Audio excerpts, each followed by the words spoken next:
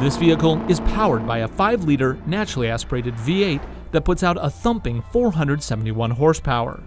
The gearbox is a 10-speed automatic with paddle shifters. Final drive is a limited slip differential, sending power through the rear wheels like a proper sports coupe should. Can you believe this is a Lexus? It's hard to believe, but it's true. This is the LC500 from Lexus. And this is stunning. Lexus gave us a first look at this car way back in 2012 when it was unveiled as the LF-LC at the North American International Auto Show in Detroit. Since then, it's gone from concept to production, and usually a car maker, well, they'll make a lot of sacrifices along the way. The nose will become less extreme. The taillight treatment, well, yeah, usually that becomes a lot more boring. And of course, under the hood, they'll usually throw in some economical power plant that makes sense on paper, but doesn't make sense right here. Well, luckily, Lexus, yeah, they haven't done any of that. This thing, unless you put it right next to the LF-LC, you probably couldn't tell the difference between concept and production. They look almost identical, and that's pretty cool.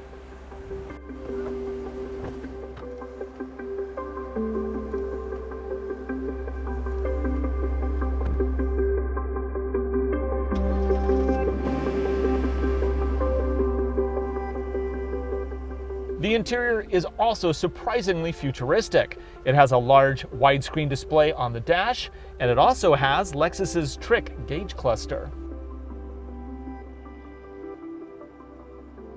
The seats are also deep and very supportive. Combined with the titanium paddle shifters, you might get the impression that Lexus expects you to drive this like a sports car.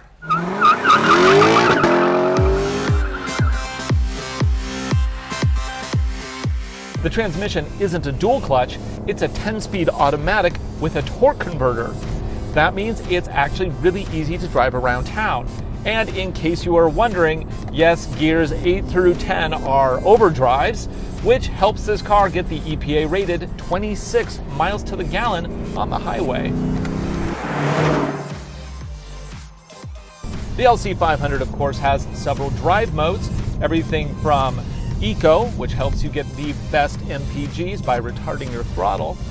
Who wants to do that? All the way up to S+.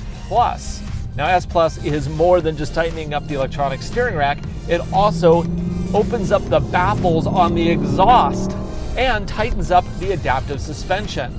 That makes it quite a canyon carver with a fantastic soundtrack.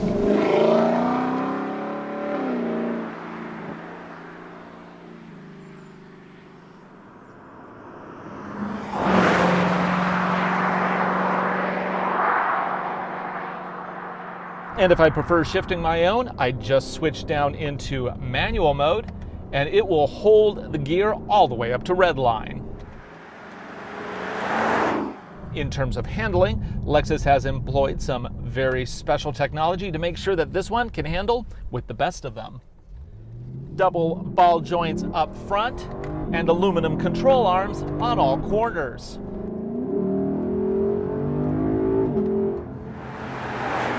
You know, Lexus says they've put 3 times the amount of development into the handling of this vehicle versus most of their other cars, and it shows. It really is a joy to drive.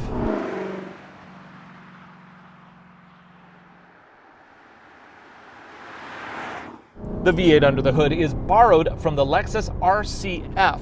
Now, it's been massaged a little bit, and here it makes 471 horsepower and 398 pound-feet of torque.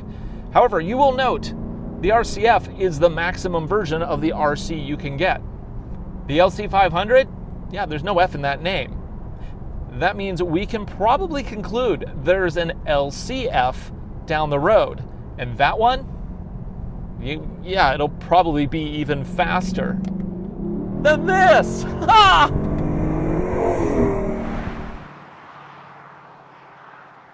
Now, I can't really go through this whole review without at least mentioning the Lexus Inform entertainment system. Although, I'd rather not. I'd rather just drive, to be honest. Because that is crap. That soundtrack is the one worth listening to.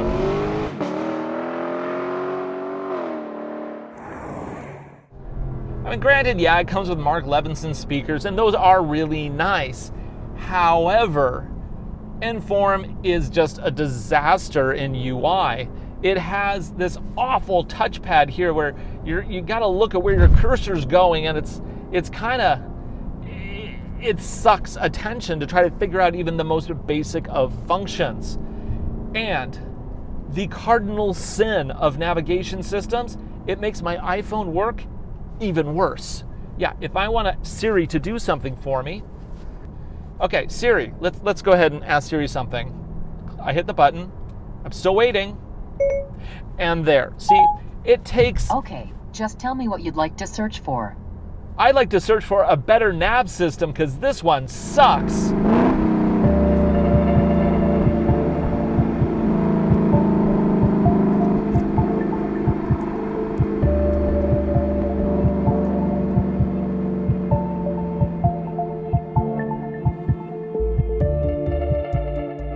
Of course, infotainment is just one aspect of the LC500's total package.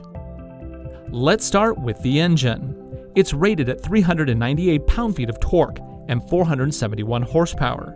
Lexus claims this can propel the LC500 from 0 to 60 in 4.4 seconds. That puts it neck and neck with the Porsche Cayman GTS or Jaguar F-Type Coupe S, neither of which are really considered to be particularly quick off the line. You may not be in the fastest coupe, but you'll be comfortable and safe. Lexus offers a full suite of active safety features, including blind spot monitoring, collision detection, adaptive cruise control, parking radars, and multiple drive modes to customize handling and performance to your liking.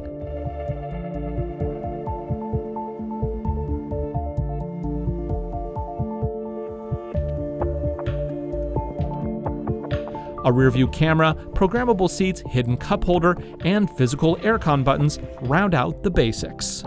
Then, there's the Lexus Infotainment system. When using the built-in navigation, first you have to select which state you're in. Of course, the touchpad doesn't make this as easy as it should be. Then you get to type in a search name by moving a cursor around a virtual keyboard. BMW and Audi let you write the letters, which is honestly how it should be in 2017. The amount of time and attention Infotainment requires in this LC500 is quite frankly embarrassing. One nice surprise though is the amount of trunk space the LC500 provides.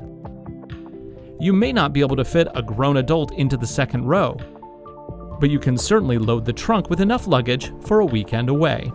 The LC500 isn't all around perfection. It is, however, practically perfect in all the ways that really matter. The LC500 is a grand tour in the great tradition of GT cars. Not only will it take you from state to state and gobble up the miles without complaint, it'll also give the driver the time of his or her life. It is an exceptional piece of engineering. Now, about that LCF.